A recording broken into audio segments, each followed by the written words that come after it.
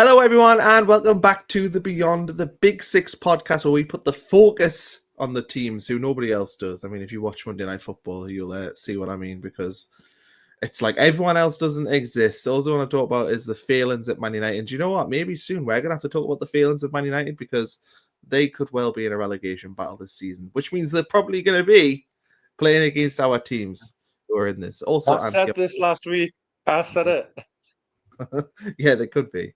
But let's start with West Ham, because we've had a managerial change. Graham Potter out on Saturday morning. They made him do the Friday press conference. Felt a little bit cruel. And then Nuno was in by like Saturday lunchtime. So it was a very quick turnaround. What do you make of this? Good decision? Yeah, I think it was good to make that decision now. I think Nuno was always going to be a great appointment for West Ham. Potter just wasn't getting the best out of the players. I think, I did a bit of reading on The Athletic there. There was a good article on there about, he'd lost certain members of the dressing room. Things at boardroom level weren't great either. I think there was a lot of feelings across it. I think the disconnect from Lopetegui kind of went into the Potter regime as well. So I just think there was a lot of fallout across the two managers, and I think he's kind of bore the brunt of it, unfortunately. But yeah, I think Nuno. I said prior, I think he would be a solid appointment, and I stand by that. I do think you'll come good. Yeah, it feels a bit to me like a get out of jail free card. We've talked a lot about on this podcast, haven't we, with West Ham, that one of the reasons why you can't be sure that they're going to be like well ingrained in this relegation scrap is that they would at some point make the change on Graham Potter. They've done it pretty early, and I think probably the reason why they've done it so early is because the newly promoted teams look probably better than they thought, so that they've been pushed into it, because they're probably looking at Sunderland on 11, Leeds on 8. Burnley have had a difficult fixtures, so they've got 4. They're probably looking at the newly promoted teams thinking, oh, do you know what? Maybe this isn't going to be as easy as it was last season. I think they've struck early, but I think, to me, Nuno, it just feels like a get out of jail free card. I just think that it doesn't guarantee, nothing does, but it's as close to a guarantee as you could get of safety. Yeah, I tend to agree with that, and I think the other thing is there's a lot of um, there's a lot of anger and upset around the club at West Ham as a club at the moment. At board, like the board, the fans aren't seeing eye to eye with a lot of them. There's a lot of letters gone in from fans groups, so I think there's a lot of unrest at the club, and I think the change of manager was a logical decision, really. And like you say, especially given the start that the newly promoted sides have had, and the inability for Potter to get the best out of the squad that they've got, because they have got a decent Premier League side. They showed that under Moyes. There has been changes there, but like not catastrophic ones. Yes, Rice has gone out, but they've used that money to bring players in. The quality, you could argue, possibly not great, but there is some quality players in there. So you do think that Nuno could certainly get a tune out of them. Well, I mean, they got obviously a good draw against Everton. I suppose we should touch on that, really. But I thought, to be honest, I was really impressed by West Ham. I mean, you've still got the issue of they've conceded. It technically classes as a set piece goal. I mean, for me, it's like second phase, but they're counting it as a set piece goal.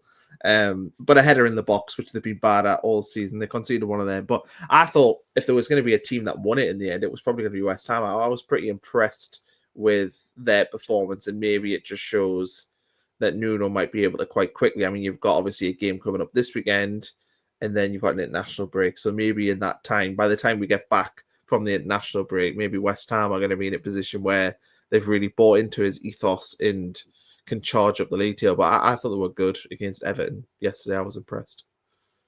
Yeah, they had a very solid performance, given that he hasn't really had much time with the squad.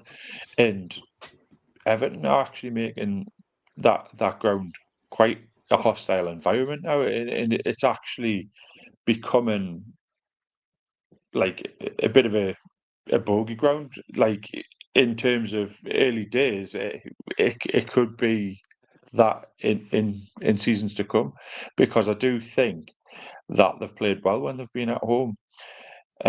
So you know, it's a cracking point, really, especially when they've been really scrapping to get a performance out of the team. Uh, if I was a West Ham fan, I would take a lot from that. It's a hard ground to go to. Yeah, no, it is. I think it's a good point. Let's talk about the other side of Merseyside, though, but not really talking about them, the team that beat them. Crystal Palace, a really, really good win there. And they're on a very impressive run. I think it's 18 games undefeated. They are on now in all competitions. They look so difficult to play against. They've got threats on the break, and I've just been impressed with them all season, to be honest. And I've been impressed with them really since they had a bad start last season, but since probably like November of last season, they have been one of the best teams in the Premier League for me. And this was a statement win for them. And I think it raises the question of, are Crystal Palace the real deal? Are they a team now that we can maybe talk about in the same breath as Newcastle and Aston Villa, where we've got like the top four, and then you've got, I think Newcastle and Aston Villa are clearly, or have been clearly, the two teams below them. And obviously they've been in the top four as well. But I think, to me, when I looked at the Premier League, I had four teams, and then I've got Newcastle, Villa.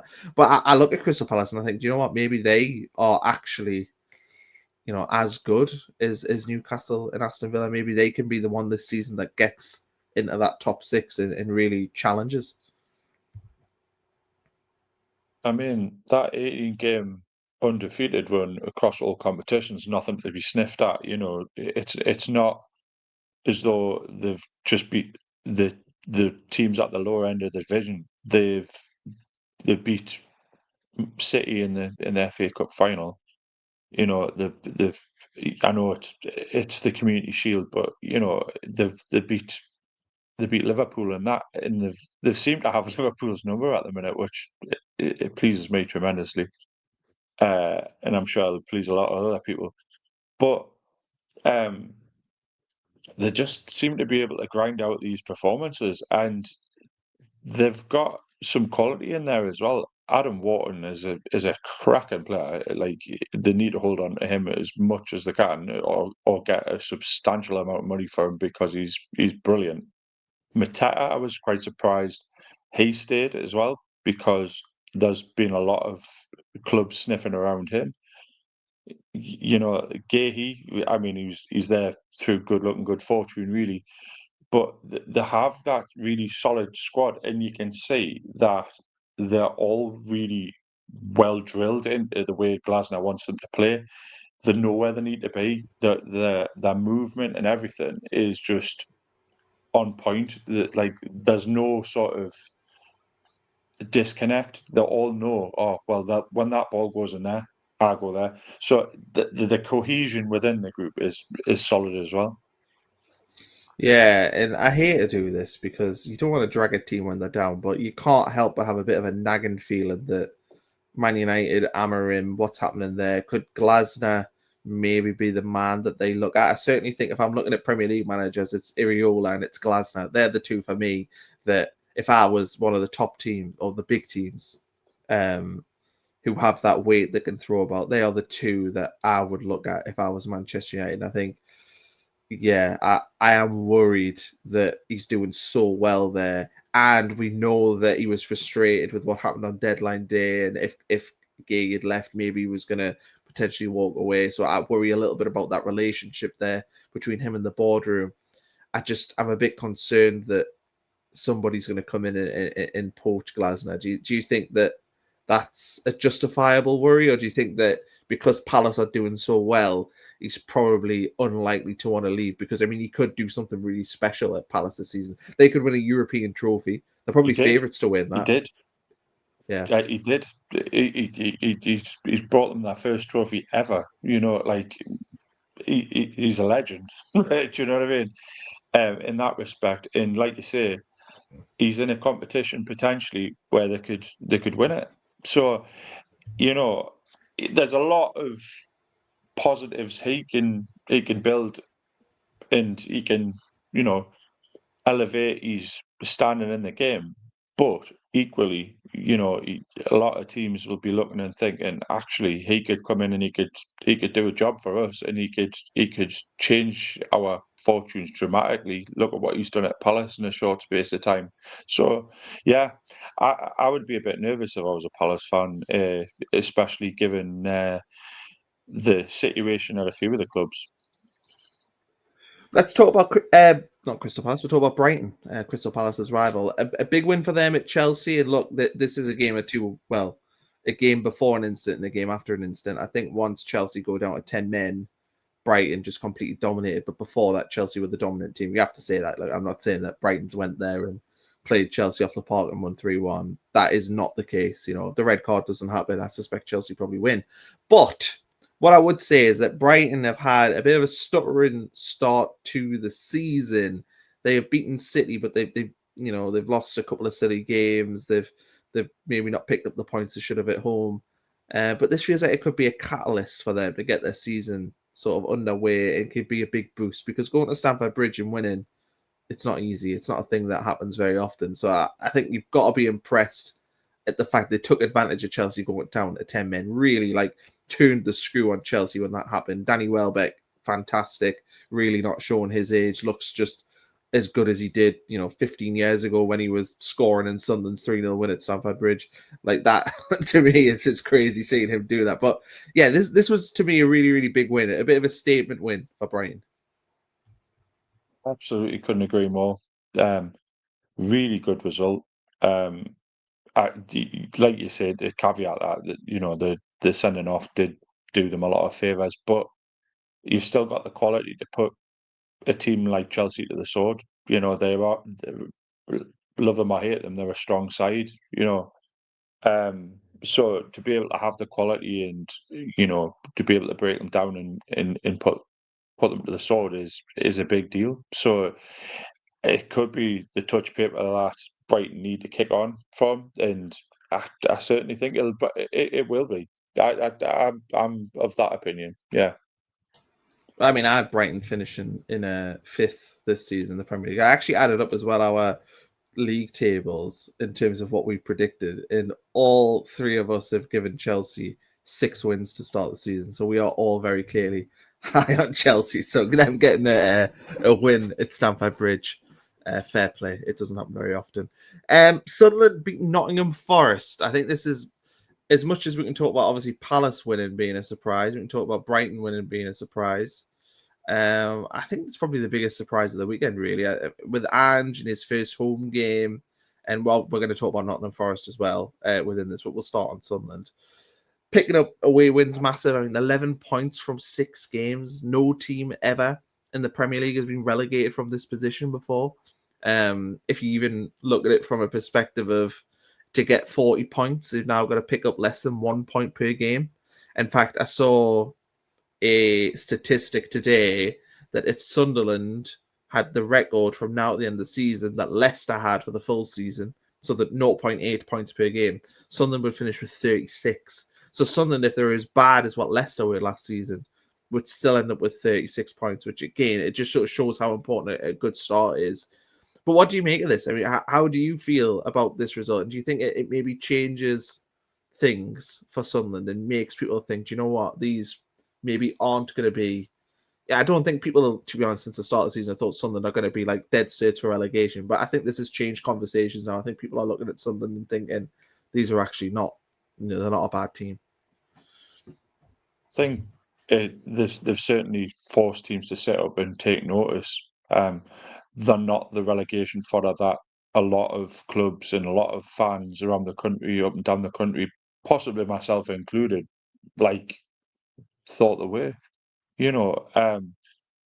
They've really went out, and the strategy in the transfer market is working.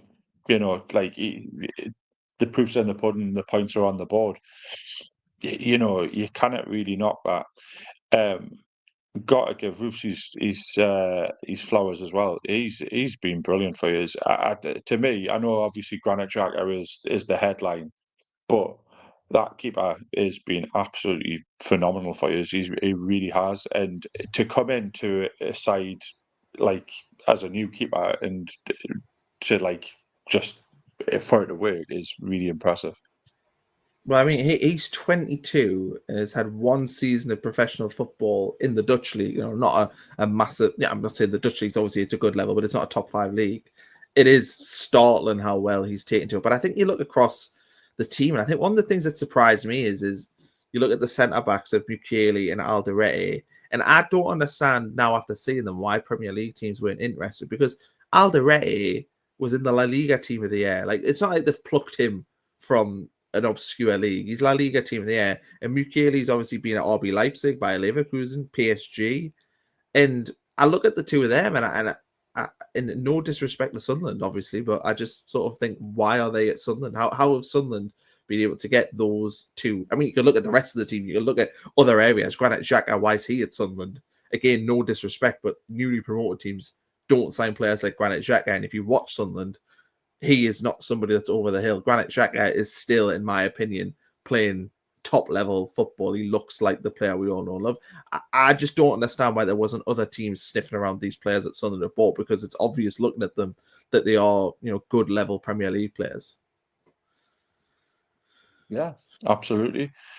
It's almost like almost like they've got the football manager shortlist up there. They've picked these players, and some of them are names that you would think, Christ, there's been a lot of teams over the years been linked with these players, and Sunderland's took the punt, and it's paid dividends. They've got the recruitment has been absolutely flawless, and it's working absolutely solidly at the minute.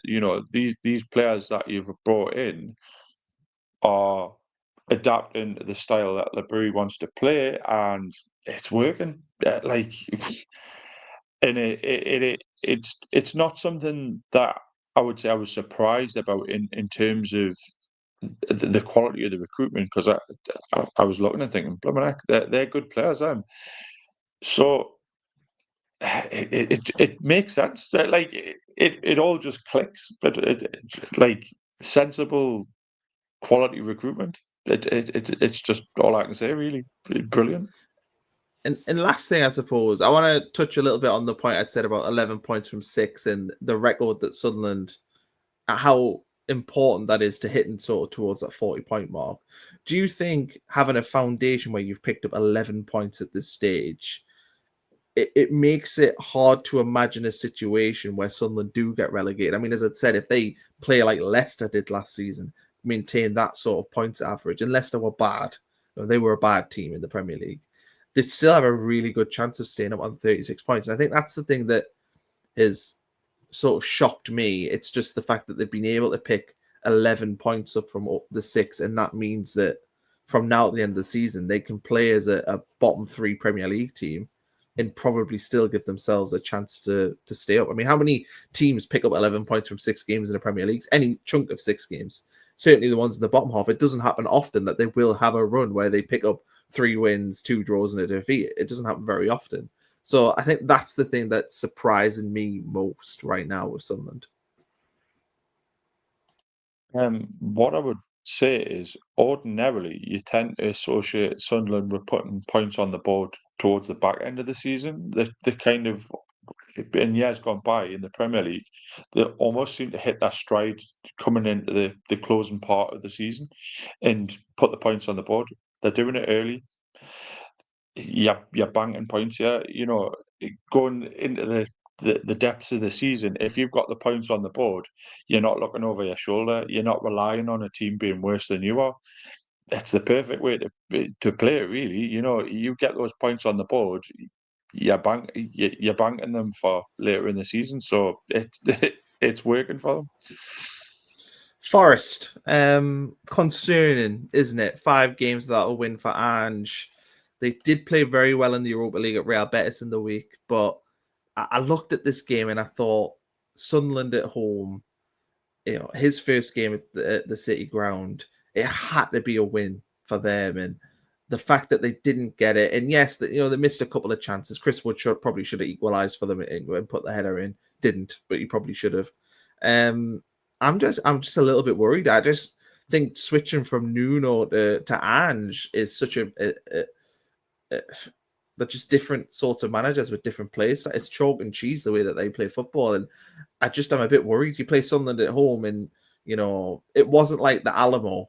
They didn't. They had 6 shots on target, yes, but I think I would expect more from a team that are losing 1-0 against a newly promoted team. And to be honest, watching the game, I didn't feel like Forest were going to score unless it was going to be an outrageous goal. I didn't think they were going to actually be able to really break Sunderland down. And I think it's really worrying, the position that they've sort of done them. They've self-destructed in a way. They've just put themselves in this ludicrous place. And it's concerning when you look at their fixture list. They've got Newcastle coming up this weekend away, which isn't going to be easy. They've then got to play Chelsea. They've then got Bournemouth away, which is obviously not an easy game. And they've got Man United at home after that, which you think they probably have a chance. But they're in a possible chance here where they're going to be coming into November and maybe only have the points that they've got on the board right now. Certainly with the way that they played against Sunderland, I think it's concerning what's happening there. Yeah. Again, I'm doing a lot of agreeing with you. I should try and disagree with you more. But because that's what makes for good content, yeah, right? So yeah, like you say, going from chalk to cheese, like comparing apples and oranges, the two styles with Nuno and Ange, and that must be a lot to get your head around. You've been drilled for a season where you've been very successful. Pushing. There was talks about them in the title race at one point last season. Like they were really up there with the big boys, and to go from that style to a completely different, now for something completely different, like it's a massive shift. And again, like you say, huge gamble. Like you've gone from somebody who has this defensive counter-attacking style to somebody who's just like, let's just pile everybody forward. And how's that going to work? It's interesting. I'm glad I'm looking in from the outside because, like, I would be fearful if I was a Forest fan. But my God, like, I don't know. I don't see how this works out well for Ange. I feel as though he got away with a lot when he first went in at Tottenham because he called all the journalists mate, and he was like this, guy that you would like to meet down the pub, sort of like manager. And then the kind of Ange ball and that novelty kind of wore off when they were getting humped by everybody in their ante, and the hoodoo around him kind of fell away, and he was exposed for like not doing as well with Tottenham. So, I just I struggle with the appointment if I'm honest. But hopefully it pans out for Forest. But I don't see it much like yourself. But I think for me, so if you look at them individually, right, Milenkovic is a top centre back. Murillo is a top centre back. But they are top centre backs for teams that aren't getting played in, aren't getting balls played in behind. You look at Hudson-Odoi, right?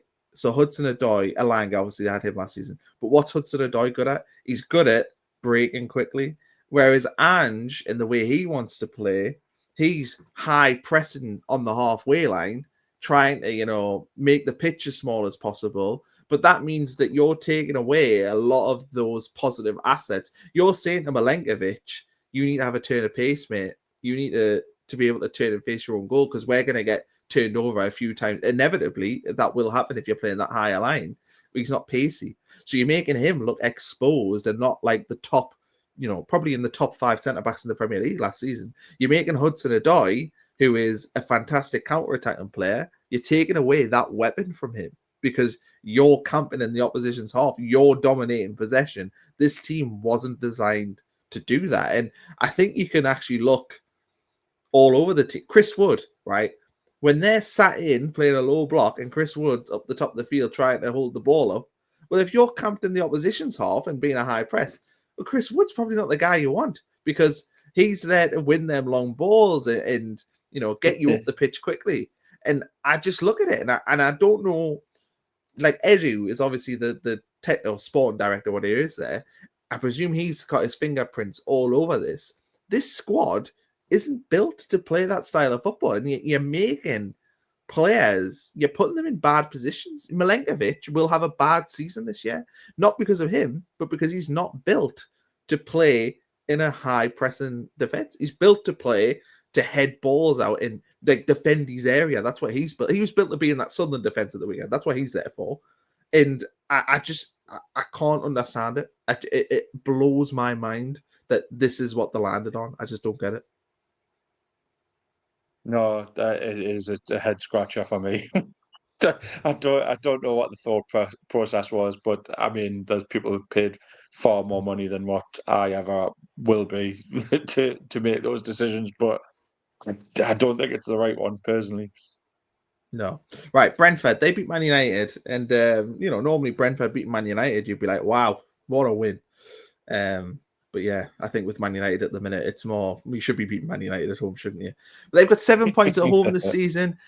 I'm still pretty unsure on what I think of Brentford. I don't know if I look at them as being in danger, or I don't know if they're going to be like sort of lower mid-table. I don't think they're going to be anything more than lower mid-table.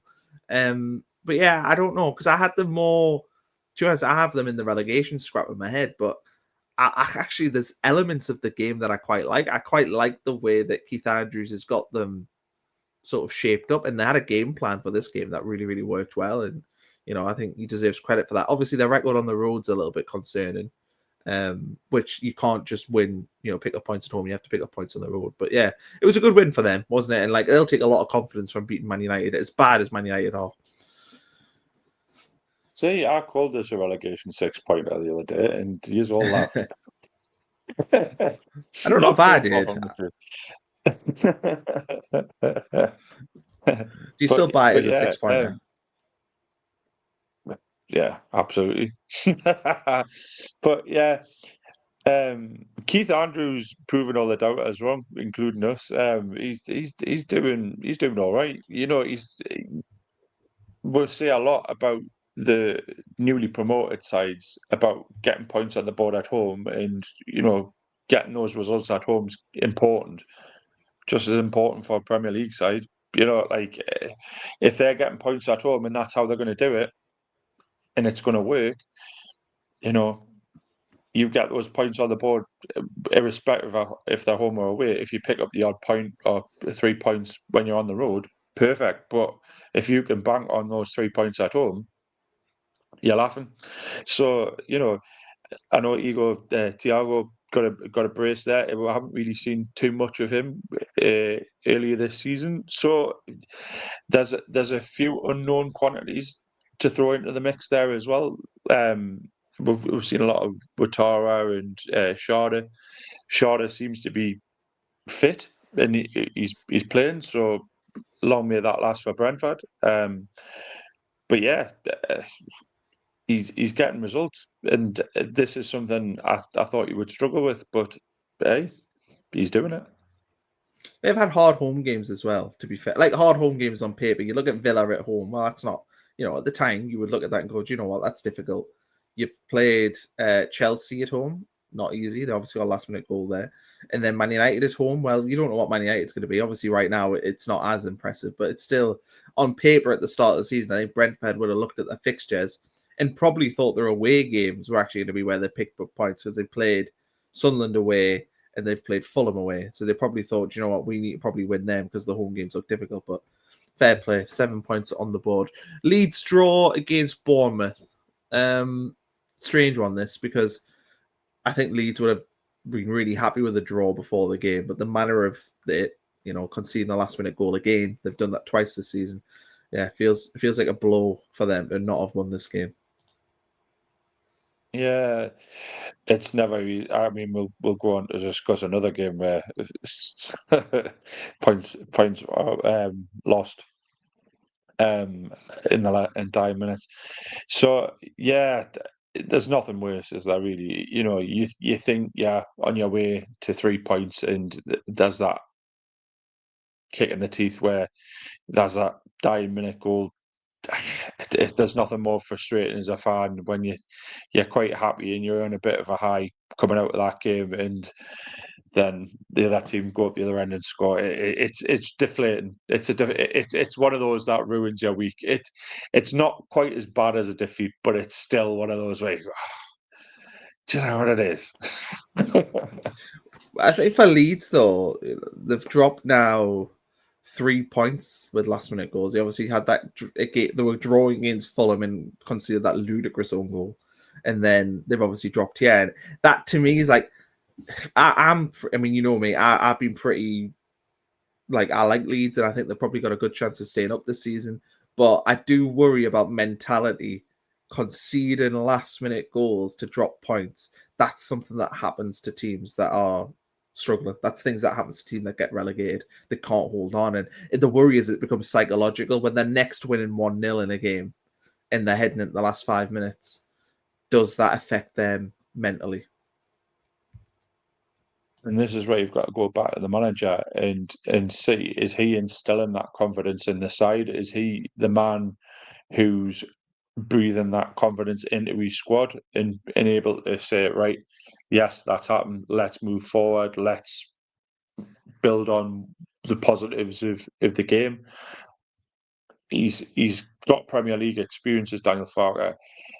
It hasn't all been great, but there's nothing to say that going forward that Leeds can't build on what they've already got. Yeah, Bournemouth not at their best again. I don't think they were great against Newcastle last weekend. Not great here. Fulham at home next feels pretty important. But let's talk about Newcastle.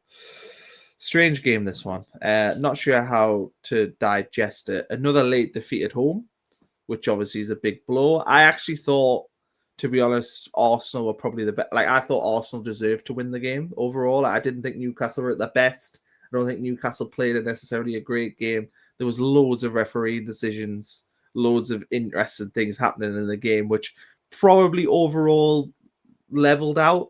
I think there was a lot of sort of 50-50 decisions. But yeah, is it worrying to lose another game later on at home? Is that a worrying pattern to have, or do you think you just have to look at the quality of the opposition and just sort of go, well, do you know what? It is what it is. So the quality of the opposition has a lot to do with it. I will say that, um, if you've got a lesser side, that is far more of a concern. The two teams that have been beaten off at home are challenging one another for the league title. Going forward, really, they are the two big hitters. The manner of the defeat in terms of this Jekyll and Hyde performance from Nick Pope had an absolute fantastic game right up until those dying minutes where he has a couple of the main one being for the winner. That kick out, the clearance. I think he's trying to find a Elanga on the wing, but he miss kicks it and then tries to blame like him and getting bumped on the elbow off one of the Arsenal players. And he goes to punch the ball and just gets nowhere near it, and he's found in no man's land. There's possibly an argument that Gabriel shouldn't be on the pitch because of a refereeing decision earlier. There's penalty decisions in there as well, so there's a lot to unpick in terms of that.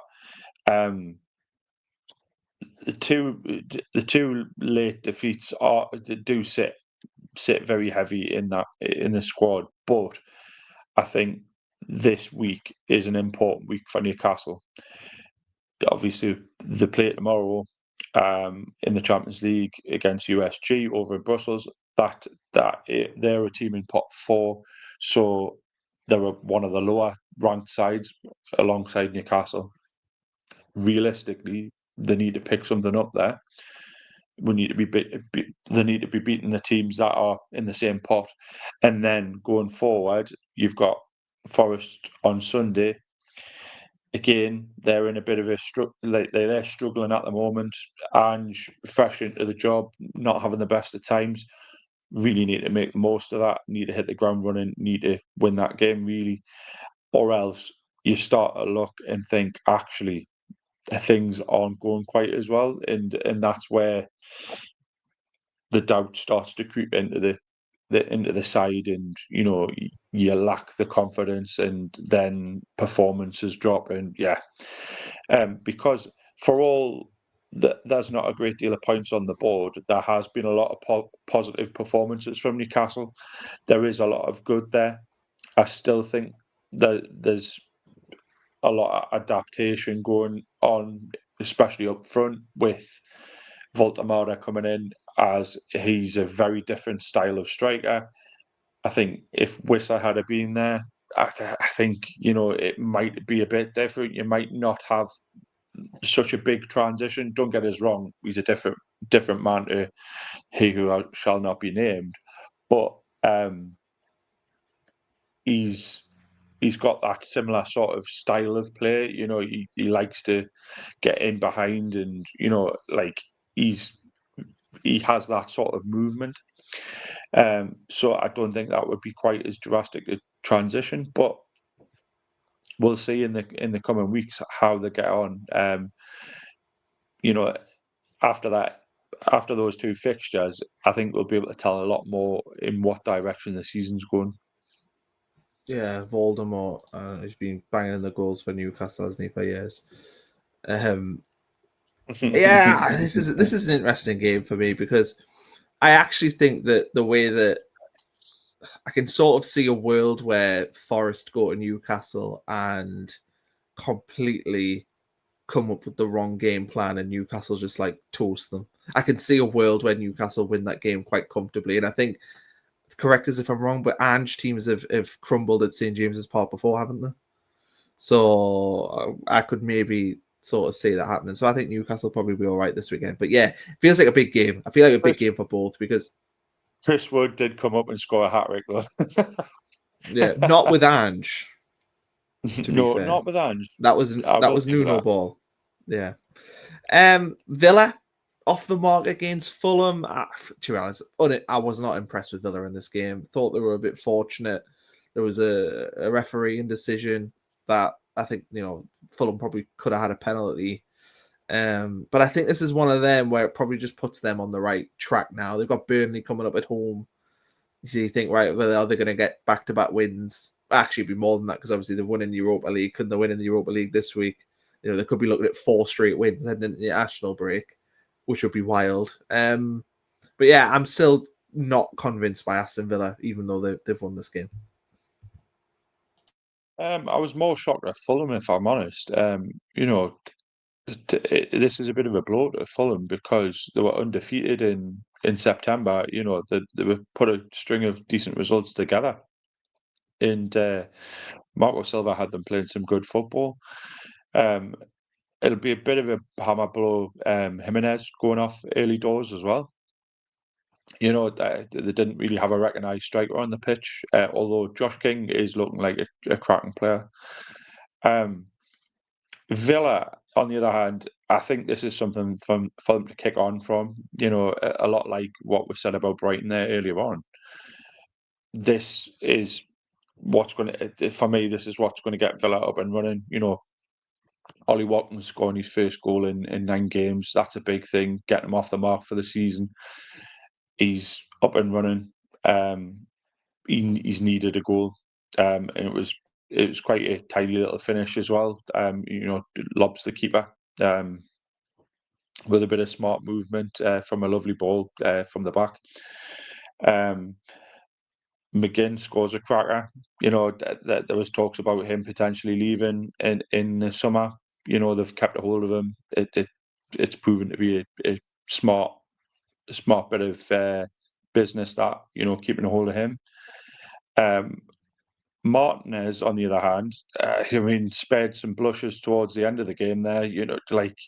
I don't know what he was thinking. He closed down and just not in territory you expect from Martinez. He's normally very cocky and he can play the ball and he's very good with the ball at his feet, but he just has one of these moments where he loses track of what the hell's going on, and it nearly ends in disaster. But lovely block on the line to spare his blushes. But yeah, it's a great result for Villa, for all they've in part been fortunate. Yeah, I think we call it a brain fart, what Martinez did there. It's probably Yeah. the best way of putting it. Finish off, Wolves, good draw at Tottenham. To be honest, should have won the game. I thought they were the better team. And I think maybe Wolves are waking up a little bit now. And look, they've had a bad start of the season, obviously. I think that Leeds game kind of has shook them into life. They won the Carabao Cup game against Everton, and then pretty much they made loads of changes for the Everton Cup game, and then they kept largely the same team for the game at the weekend, and they looked a million times better. So I'm maybe not as convinced that Wolves are going to be the worst team in the league. I still have massive issues with them, and I don't think they're great. But they've got Brighton at home this weekend, and I think they've got after that, and I'll just quickly double check before I misspeak. They've got Sunderland away after that, which is obviously a big one for them if they can get something. And then I'm pretty sure they've got to play Burnley. Yeah, they've got Burnley at home after that. Feels like those 3 games they've got coming up now are massive. If they were to lose the 3 of those games, I think you could probably say that they're going to go down. If they were to pick up 7 points, you probably look at it and go, they're probably going to be at least in that scrap. It's certainly a kind of run of fixtures for them, and like you say, you would kind of, if you're looking at that as Vitor Pereira, you're hoping you're picking points up there, especially against like a Burnley and the sides that are very much in and around where they are. They're the teams that certainly Burnley's looking at and going, yeah, we can pull them into this fight. So yeah, you'd hope, as a Wolves fan, that 7 points sounds absolutely amazing. Can it happen? I have my doubts. Again, they've got some talent in the squad, and you have got the odd player who can make magic happen, but we're just not seeing enough of it, and they look very disjointed at the back. Okay, let's finish off with some quick predictions, and we're not going to go obviously into depth because we've been rambling on for 42 minutes 50 seconds.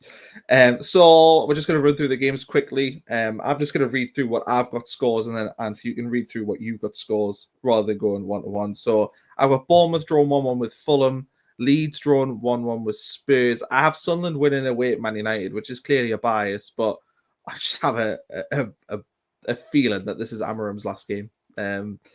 Arsenal beat West Ham 3-1. Liverpool to win away at Chelsea 1-0. Everton and Palace to draw 0-0. Newcastle to beat Forest 2-0. Wolves to beat Brighton 1-0. Villa to beat Burnley 2-1. And Man City to win away at Brentford 1-0. Can you give me your scores, please, Tony? I've got Bournemouth to win 2-1 against Fulham. Leeds to draw 2s each with Spurs. Man United to draw with Sunderland 2-2. Arsenal to win 3-1. Chelsea to draw with Liverpool 1s each. Everton to draw with Palace 1-1. Newcastle to win 2-0 against Forest. Wolves to get beat off Brighton 3-1. Villa to win 4-2 against Burnley. And Brentford to lose 2-3 to Man City. Well, I hope for the sake of the television stations that your scores are the right ones, because you've got a lot of goals going in this weekend. I've also compiled a nice list to show how useless we are at predicting.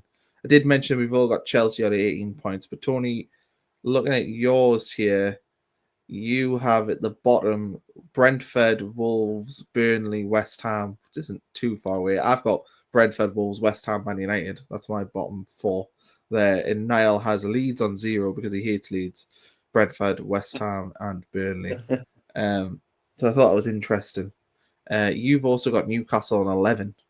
So you've been very high on your own team there. I have Sunderland on 11, which is actually what they've got. So even though I'm being biased, still I got Sunderland on the correct point still. But yeah, I just thought it was interesting to compile at this stage to see where we are all at in terms of the predictions. Anyway, Tony, thanks for joining me for 45 minutes, a half of football to go through all the Premier League stuff. We'll be back next week to go over what happened before the international break and see where everyone's sort of lying in the Premier League. And we're also, I think it'd be nice to do an updated 1 to 20 in the international break to see if we've got any fluctuations. So we did that at the start of the season. So we did talk last week a bit about the relegation battle, and we did a bit on that. But I think it'll be really, really interesting to see how much we've changed our 1 to 20s and whether or not we've got teams sort of moving up and down. Because I have a feeling that my Brighton to finish 5th pick is probably not going to be staying in there. And I think my bottom 3 is definitely going to be changing around. But anyway, Tony, thanks for joining me today. Thanks everyone for watching. We'll catch you for another episode very soon.